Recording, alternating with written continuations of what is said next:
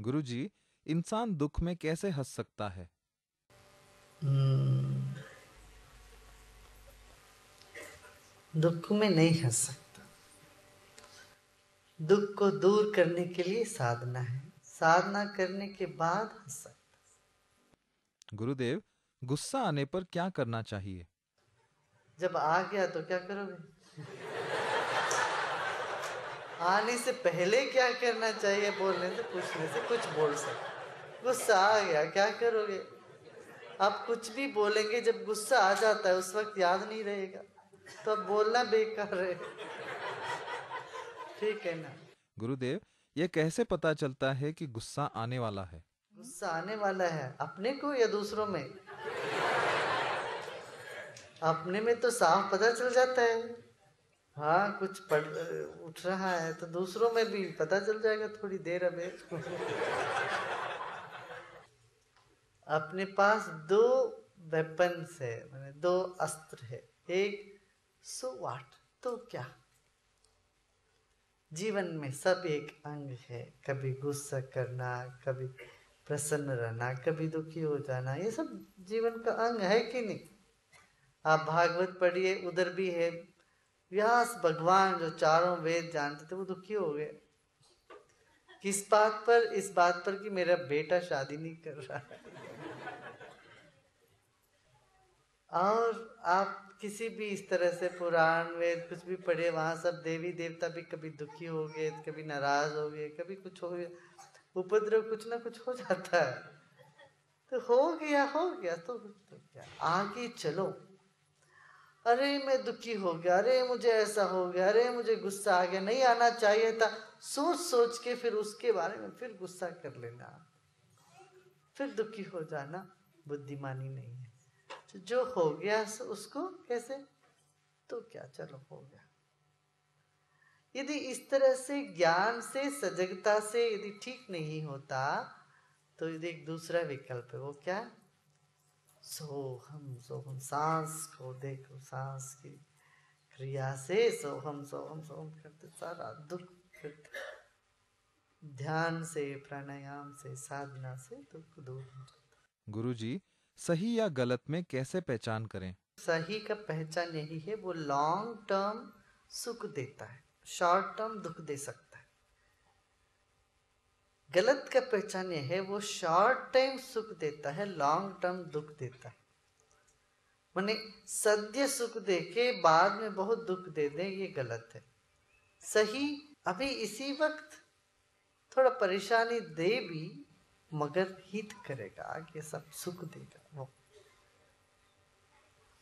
गुरुदेव, समाज में फैली कुनीतियों का विरोध क्या गलत है?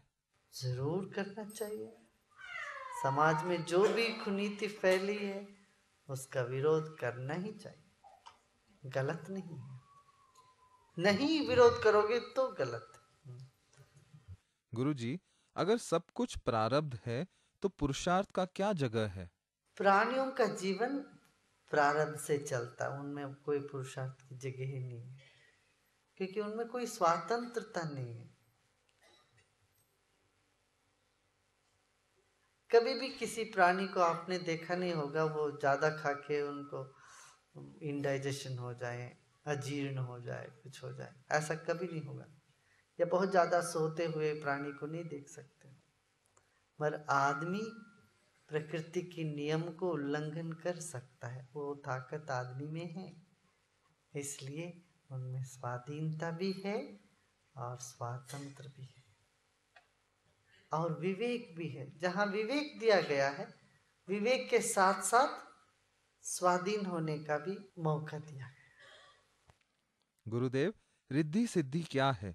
क्या साधना करने से यह प्राप्त होती है? हाँ, सिद्धि माने चाह उठने से पहले चाह पूरी हो जाए, वो सिद्धि है। क्या? चाह उठे उसके बाद वो पूरी हो, ये कोई बड़ी बात नहीं है। 4 प्रकार के लोग होते हैं जिनमें चाह उठता है, जिंदगी भर चाह को लेके परेशान रहते हैं, ज्वर पीड़ित रहते हैं, फिर भी वो पूरी नहीं होती, बात बनती नहीं। ये बड़े अभागी है। कुछ लोग हैं जिनमें चाह उठने के बाद, बहुत मेहनत करने के बाद, कभी जाके 25-30 साल के बाद वो जाके पूरा होता है। ये थोड़ा कम भाग्यशाली। और कुछ लोग ऐसे हैं जिनमें चाह उठते ही पूरा हो जाता है, ये भाग्यशाली। और अति भाग्यशाली वो है जिनके भीतर चाह उठने का मौका ही नहीं मिला, पूरा हो गया सब।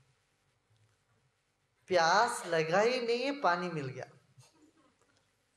भूख लगने से पहले भोजन मुंह मौजूद हो जाता, ये भाग्यशाली। गुरुदेव, कृपया कृष्ण की 16 कला के बारे में विस्तार से बताएं। सभी गुण थे कृष्ण में, सभी तरह के। बांसुरी भी बजाते थे, नटखट भी थे, परेशान भी करते थे, सब तरह का, सब तरह की खेल खेली उन्होंने। किसी भी दृष्टि से देखो कृष्ण उस दृष्टि से पूर्ण थे। चोर के चोर बड़े कपटी, कपटी के दृष्टि से देखो इतना कपटी। ज्ञानी में ज्ञानी, दोस्त के लिए दोस्त, प्रेमी के लिए प्रेमी। बाल दृष्टि से देखो, ऐसा बाल तो हर माँ चाहती। तो किसी भी दृष्टि से देखो कृष्ण बड़े पूर्ण। इतना नम्रता, इतनी सहजता थी उनमें। वो राजा नहीं बने, द्वारकाधीश वो थे ही नहीं, मगर वो कहते थे सभा में बैठ के, मेरी बात जरा सुन ले, मेरी एक विनती है, मेरी बात सुनाया जाए थोड़ा सा। इस तरह से वो अपने आप को इतना विनम्र होकर अपनी विचारों को पेश किया करते थे। सुदामा का कहानी तो आप जानते हैं, उन्होंने इतनी सेवा करी। तो हर तरह से पूर्ण है।